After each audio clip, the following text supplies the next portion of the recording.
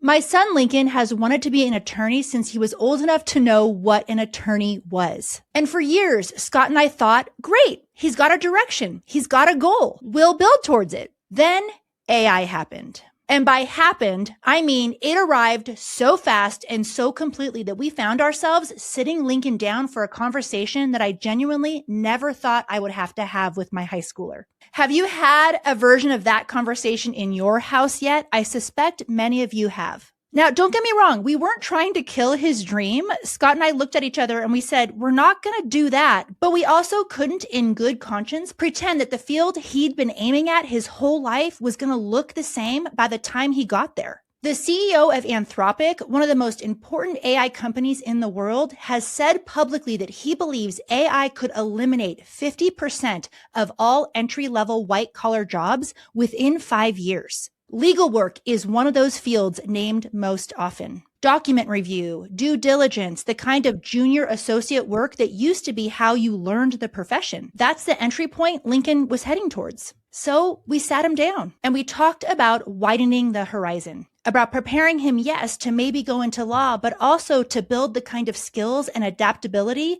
that could take him in multiple directions. Directions that we can't even name right now because of how fast this is moving. And what I keep coming back to is this. I'm not one to believe in soulmates. Now I'm talking about careers, but I also believe that I don't believe in the other kind either. So stay with me for a second.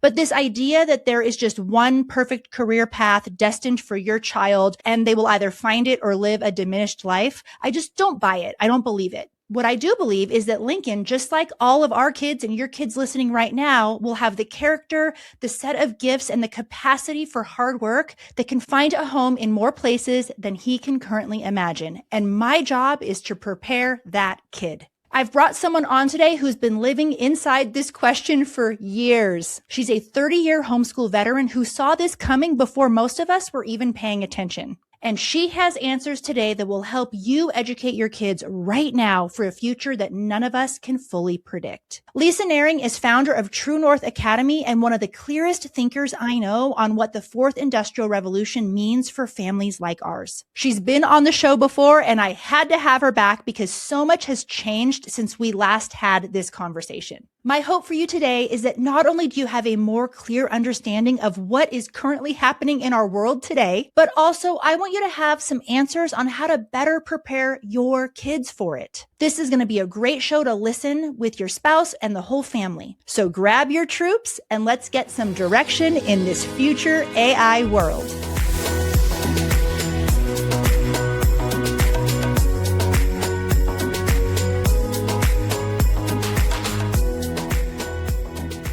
Hey, shout out to Summit Health Share for sponsoring this episode today. I love Summit Health Share partially because it's my husband's company. What I think they're doing over there is absolutely incredible and life-changing for many families. What is Summit Health Share? Well, first, let me start with one of my rants about health insurance. Need I say anything? Probably not. But the copays, the denials, the in-network, out-of-network nonsense, having to get permission to see your doctor, paying thousands a month and then them still fighting with you every time you need just basic healthcare. I believe so much in the freedom that comes with leaving health insurance and moving to health sharing. Now, it's not health insurance, but it does replace it. And it's been around for over 100 years. With Summit Health Share, most families and companies save 40 to 60%, and they have a 98% customer satisfaction. You get to see any doctor that you want, even holistic ones. No networks, no permission slips. You ladies know how I feel about freedom. I want medical freedom too. Summit Health Share has different plan options depending on what your family needs. You might just need major medical, and that's great. On our plan, we get a little bit more, and we get free labs, free office visits, free prescriptions, and no copays. Our family of 6 has saved $1,000 a month. And if it sounds too good to be true, it's not. It's actually how healthcare should work. We've just been accustomed to overpaying for our healthcare. And a lot of us don't need to do that. So So if you are on traditional health insurance at all, here's what I want you to do. I want you to go to summithealthshare.com. When you get to the homepage, you'll see the savings calculator. Go ahead and click that. It takes only 2 minutes. And when you see those numbers, what you should be paying for the healthcare you need, you are going to be grabbing the phone so fast because healthcare is a serious thing and you're going to have really personalized questions and they are used to answering all of them. Tell them all of your concerns, all of your questions, and they will tell you full stop if this is going to be a fit for you or your family. And tell them that you listen to the show because I want you to have the VIP treatment. Go to summithealthshare.com today and the link is in the show notes. This podcast is also brought to you by the Christy-Faith list. Now hold up because I want you to know what this is. I'm really proud of what the Christy-Faith list has become. It started really scrappy, just compiling recommendations because I was fed up with guessing which businesses and providers and doctors weren't going to give me a hard time when I walked through those doors. And I had tons of friends and family members with nightmare situations where they felt like they were walking into an ambush situation just when they were trying to get help for their families. And I was sick and tired of the discrimination that homeschool families were getting. But since then, it has grown into a massive directory of colleges, businesses, doctors' offices, reading specialists, occupational therapists, homeschool graduates that are in business themselves now. You name it, all in one place. Because why wouldn't we want to do business with the people who share our values and actually want to work with homeschool families and not give us a hard time? It is completely free for homeschool families to search. And if you are a business owner or part of an organization that loves homeschool families and wants to reach more homeschool families and grow your business in that way, please sign yourself up. We want to know who you are. It's the place where homeschool families support the people who support us.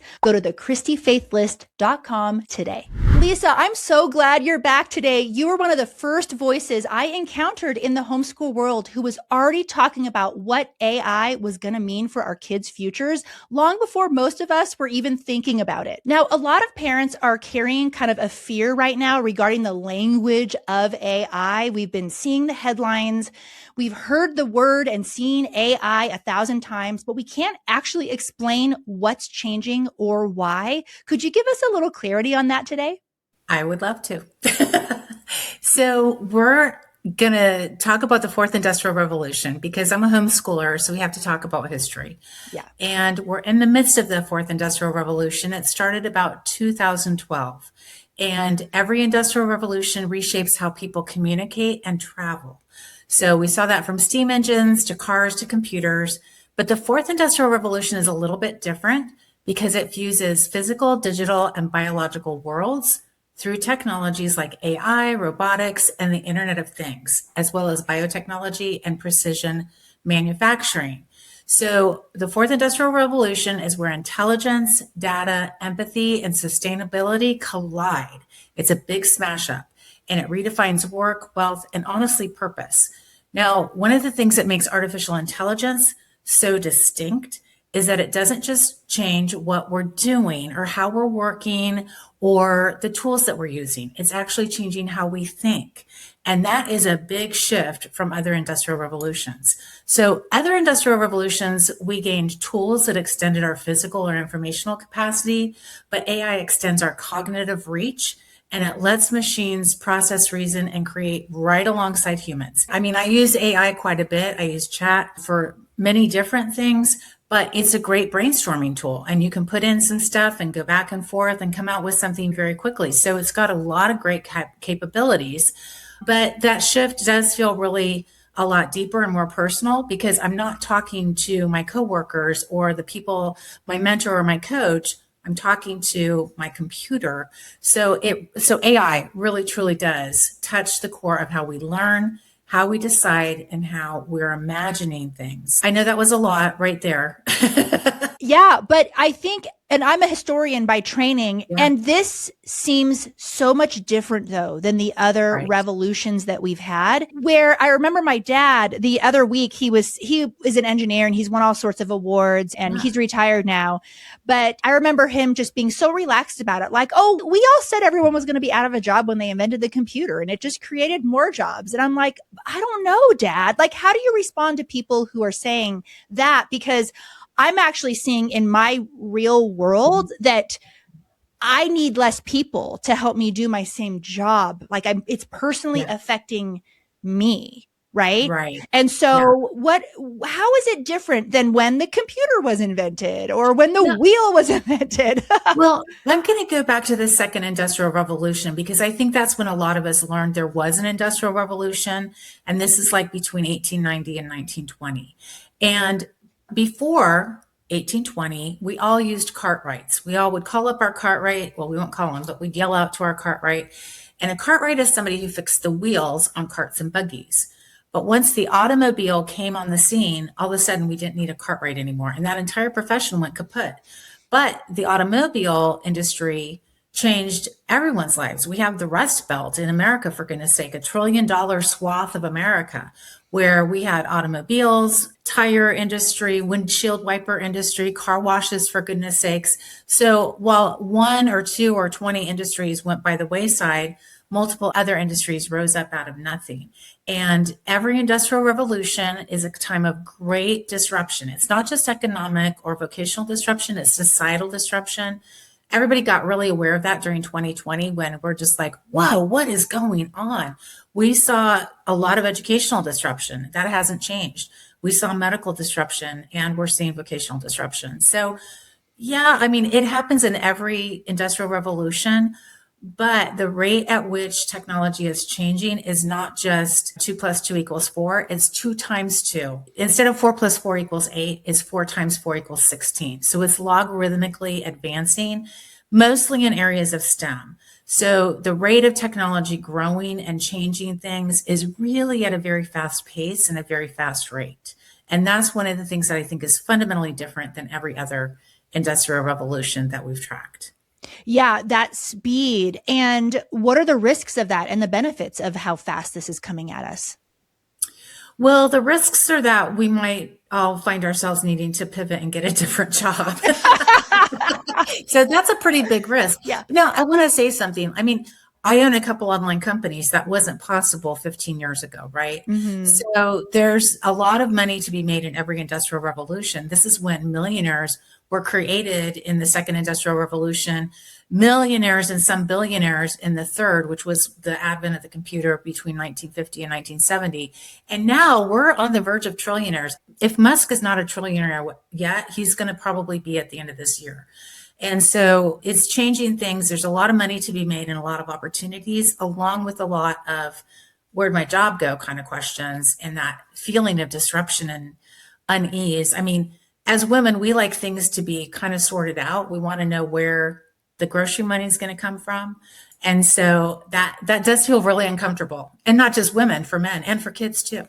The anxiety amongst our kids is really crazy right now. Homeschooling 4 kids means I'm juggling roughly 24 different subjects at any given time. And a few years back, during a particularly busy season, I hit a wall. I needed some serious help with the heavy lifting of teaching everything myself and managing schedules for 4 kids. That's when I found BJU Press Homeschool, and we've loved their courses so much that we keep going back. Some families use them for everything and love it. I use them for certain subjects. Either way, total mental load relief. Here's what my mornings look like now. Let us take science, for example. My 3 girls do that one together. They fire up the lesson taught by a real teacher, well-produced, actual teaching, not just click through busy work. And I sit there with my coffee, watch them, or make breakfast, and we discuss the big ideas. Every BJU Press Homeschool course prioritizes critical thinking, a biblical worldview, and hands-on learning. I just guide the conversation and pick which activity or pages or projects we want to do, and everything's already planned out. They have an online platform included for you called the Homeschool Hub, and it keeps everyone on track, both me and my kids, without micromanaging or nagging. And when I have questions, I call my Homeworks consultant. These people don't just help you get set up, they're available for you whenever you need them. It's like having a homeschool expert on speed dial. Go to bjupresshomeschool.com or click the link in the show notes to find out more. People are always curious what curriculum I use for my own family. And honestly, it changes. We've tried a lot over the years. Some work for a season and some completely miss the mark. But there is one that's stuck. CTC Math. It's a full K-12 online math curriculum, and it's won oodles of awards for a reason. It's just that good. I use it for all 4 of my kids, and they couldn't be more different when it comes to math. Finding one curriculum that actually works for all of them, that's been nearly impossible. You know that pit in your stomach when you realize the curriculum that you just invested in isn't working again? Yeah, that was us until this one. The genius behind CTC Math is that it's adaptive. The questions adjust to each kid's level in real time. So they're always challenged but never crushed. And mama, it does the teaching and grading for us. Yes, you heard that right. That's a homeschool mom's dream. Well, especially for me when it comes to math. I would think it's too good to be true if I hadn't been using it myself.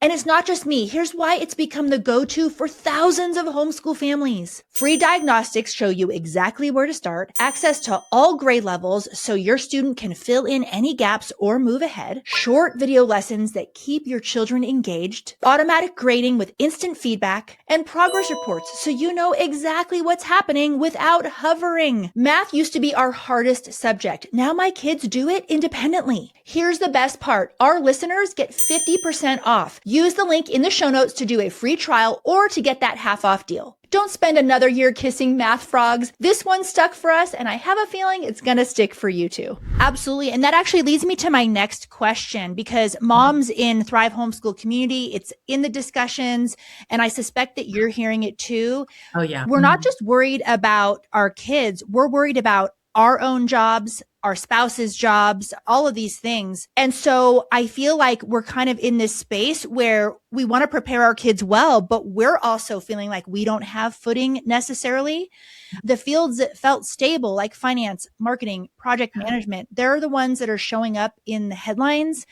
Mm-hmm. How real is this? How fast moving? And I want to have a real conversation, because you've been thinking about this a lot longer than many of us have. Mm-hmm. And are there people that really should be pivoting right now? I mean, you're seeing advertisements now for getting like certifications in AI. I believe that about a month ago, the first C-suite level executive of AI was hired in one of the big, massive companies. And so last night when we were having dinner, it was a beautiful March day. We're having a lovely dinner, and Scott was saying, you know, I'm not that pessimistic, because I think what's going to happen is what a company that used to need 80 employees now might need only about 10. But what's going to happen is that entrepreneur might own 15 of those companies that all have 10 employees. And like, he's like, margins might be lower, but you can own more, like more scaling. And so that's kind of how he was looking at it. But how do you respond to that too? We're fearing for our kids, but we're also fearing for ourselves. Yeah. Well, I think that sense of disruption is real, and it's not going away anytime soon. The research shows that most industrial revolutions last 20 to 40 years. We're in the middle of ours, and we're like at year 15 to 20, and it's no signs of slowing down. It's just going to continue because of the rate at which tech is changing. Musk actually predicts that there's going to be more comfort and ease around the world as a result of the technology. More people will have more money. We're not going to have to rely on Social Security because there's going to be so much money floating around. I'm not sure that I believe in the goodness of man that much. I want to be careful about how I say that. Wasn't he also talking about like universal income, because everyone will be at it? So I just want to be careful about what I'm saying there. But there's a really interesting article, and it's called Something Big is Happening by Matt Schumer. And it's honestly a must read, because it talks about the logarithmic change of AI in particular. But you couple that with the precision economy, robotics, and the Internet of Things. And all of a sudden you have the capability of creating and doing so much more, so much faster, and with so much more precision than if a human did it. So I think Scott has a really good point that there's going to be more capability of people creating jobs. The reality is anybody can create a job if they can solve a problem, no matter how much tech is on the scene. Mm-hmm. So if you can have those critical thinking skills and ask the questions, you know, what irritates me and what irritates other people enough that they'll give me money, you're going to be okay. But I do think that we need to be really aware some jobs are going by the wayside. Now, you mentioned Lincoln's desire to go into law, and I just watched a lawyer online who said that this woman sued a company and they were found guilty. And so they paid her an amount, and then she had to sign, I forget what it's called, but she had to sign a legal document that said she was compensated and she would never sue again. Okay. That's really common. A year later, she put it into chat. Chat said, well, try again. So she sued again, and the court kicked her out and said, you signed this disclaimer. She sued again. She did this multiple times. And at the end, it was found that she was wrong, but the company paid $300,000 in legal fees to keep her at bay, which was far more than the original amount they paid her. Now that is going up the chain of the legal system because of this lady's misuse of an AI tool to try to game and beat the legal system. And now they're saying lawyers can't use chat. Well, a lot of lawyers were using AI agents as like their law clerk team, right? So they were saying instead of 2 or 3 or 5 people, I could use 2 or 3 agents, which is going to cost me pennies on the dollar, literally. And now there's this thing being fought about in the courts. Can lawyers use AI agents or not? Because if we make this overarching thing, you can't submit anything an agent put into a court of law, that leaves the lawyers out to lunch too. So, or out to, whatever that idiom is. I'm not great at idioms, but. And I do think, just to clarify, because this is in my notes, we're hearing the term agentic AI. What is... because I create agents myself. Let's talk about what agentic AI is. Am I pronouncing that correctly? Yeah, I think that is exactly how you pronounce it.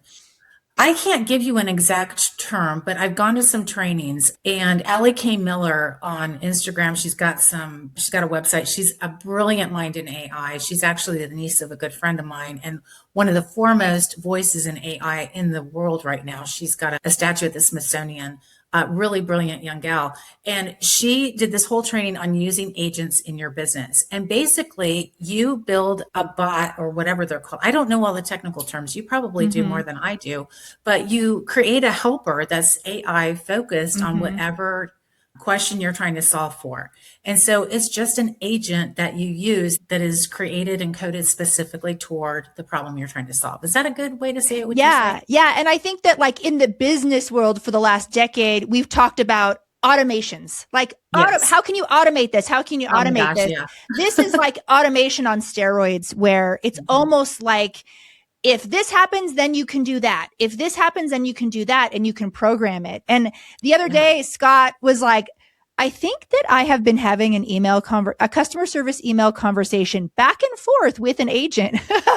And he probably was, but it's not just like doing you can imagine it with reception, like, hello, this is la-di-da. How may I direct your call? But it's more than that now. I mean, it's very sophisticated. Yes. Yeah, for sure.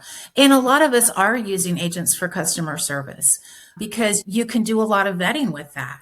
It's very helpful. It saves on manpower. It saves on, any of us running a business know you always run out of day before you run out of things to do. So using somebody who can say, we're not a good fit for you, or you're a great fit for what we're offering, but you need to know this about it. That's really super helpful. And so I think a lot of us are interacting with AI agents more than we understand that we are. Yeah. And the one thing that I personally, as a business owner, find appealing is that you can really eliminate human error, because a lot of these agents you can program that you can only say this, like you can't make a mistake. And so sometimes with customer service, we're relieved with an agent because it's like, we don't have to explain this over again. We don't have to, all of those things. But I want to move on to the next question. So we've talked about what's at risk, and I don't want to leave it there.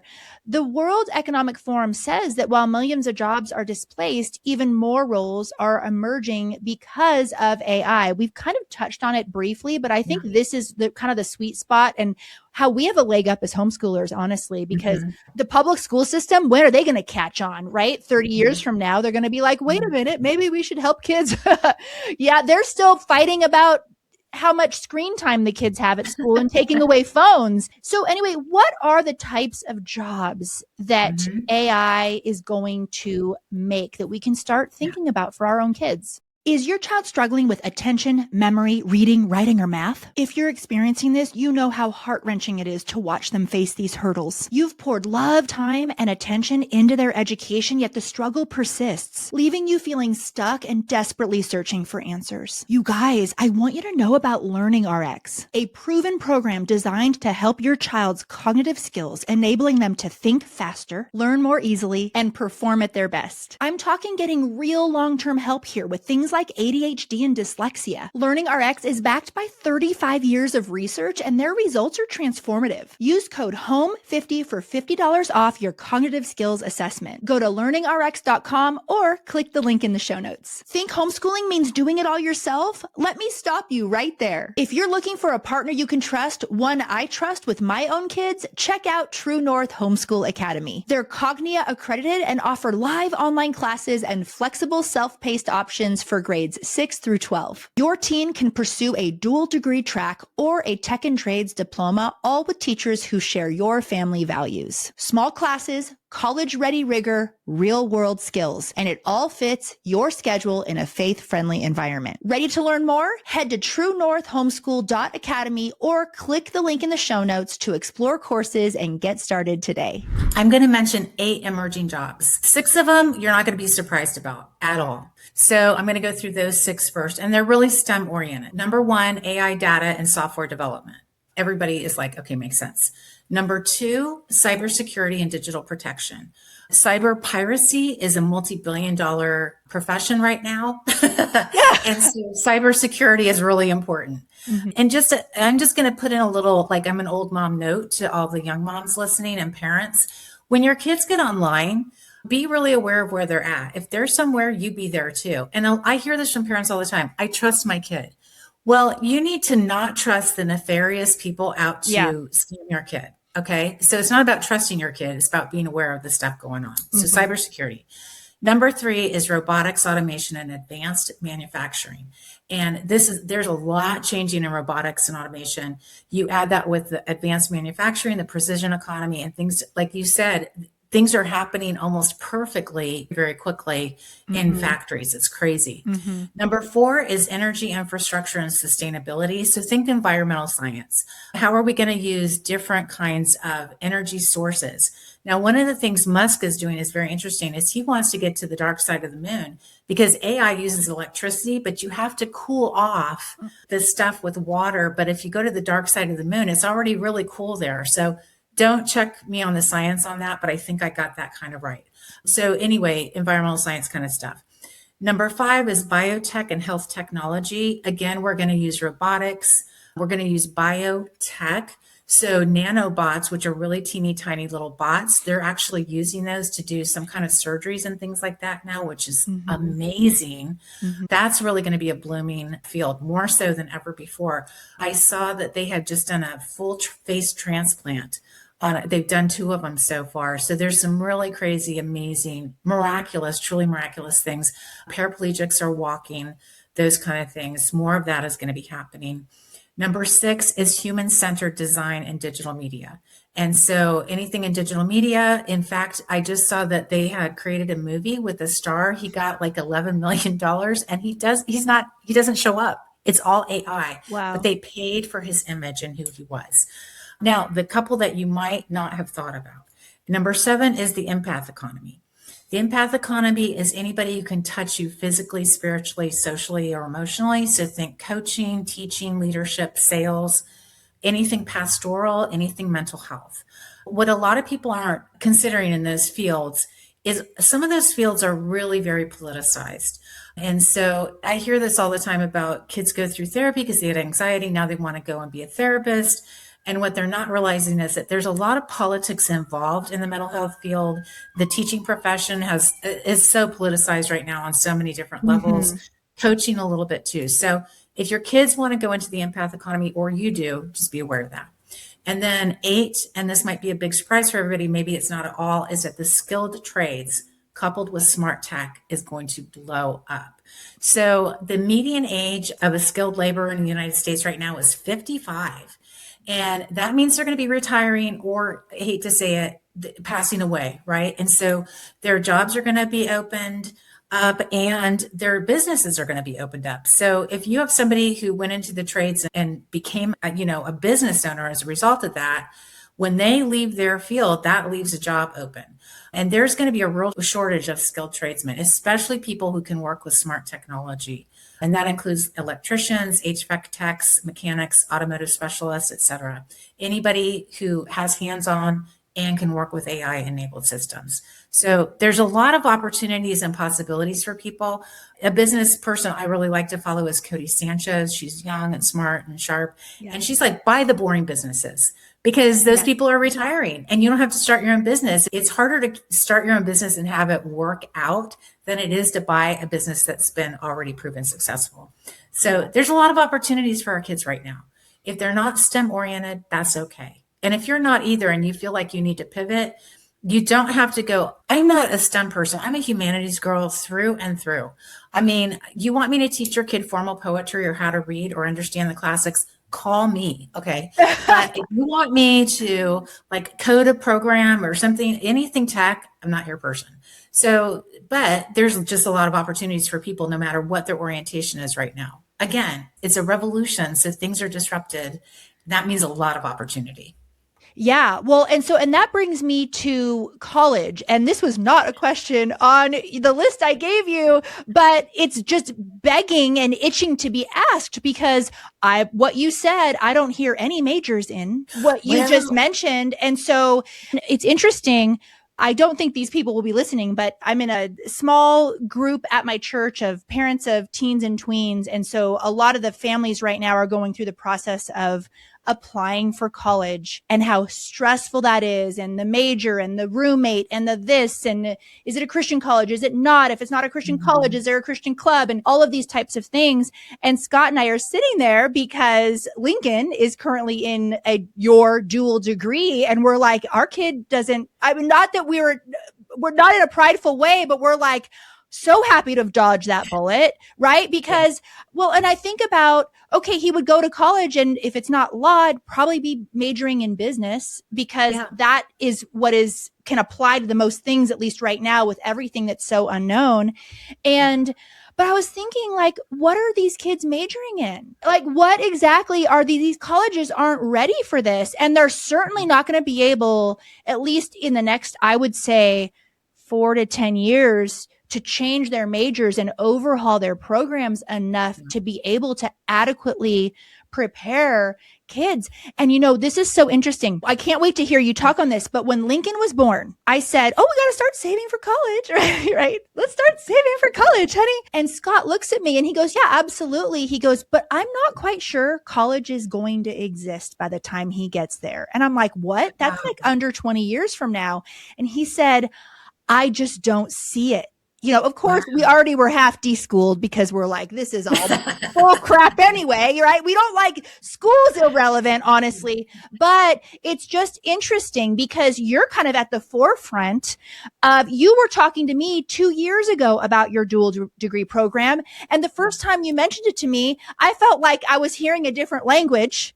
Like, what, right? Because homeschoolers have all heard of the credits, right? Getting credits that can apply. That never really appealed to me because I'm like, well, what if the credits don't apply to the school he wants to go to? We just spent all this money on general ed and it's not going to transfer.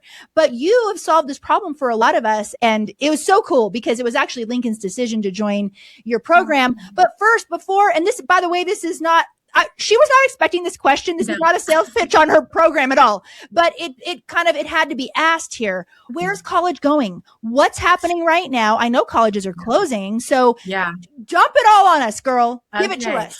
I'll have some water. Got it. Okay. So 25% of colleges are going to close in the next 10 years, which is a huge number of colleges and universities in the United States. The reason for that is that over a third of the kids in this generation were not even born. Okay. And then the baby boom is over. And so, and a lot of kids are opting not to go to college. The kids who do go to college, they're graduating in 6 years, not 4, although 40% of them are not graduating. And they have on average $37,000 in debt. So right now, the United States has $1.7 trillion in student loan debt. You cannot bankrupt that debt. So if your kids take out $40,000 in debt, and they get sick or they break their legs or anything else, guess what? They still have to pay that debt. It does not go away. And so a lot of people are dying with debt. I mean, there's a huge thing about people over 60 in America right now who still owe 6 figures in debt. And because the student loans companies were deregulated several years ago, what happens is you can start out with $10,000 in debt, pay on that debt for 5 years, take a forbearance for a year, which is completely legal, and owe more than $10,000 at the end of that year because you still accrue interest on the principal. And a lot of people have no idea about that. As homeschoolers too, we protect our kids for 18 years.